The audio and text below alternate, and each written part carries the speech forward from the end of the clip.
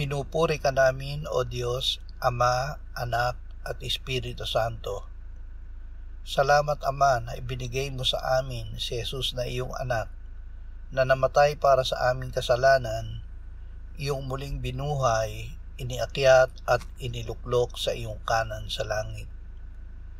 Salamat na ibinigay mo sa amin ang iyong banal na Espiritu, at sa pamamagitan niya ay ibinuhos mo ang iyong pag-ibig sa aming puso. O Diyos, Ikaw ang aming hinihintay. Sa iyong salita kami ay umaasa. Ang hanap namin ay Ikaw, ang iyong katuwiran at kaharian. Salamat na kami ay nasa iyong anak at sa Kanya ay nasa amin ang saganang katubusan. Amen.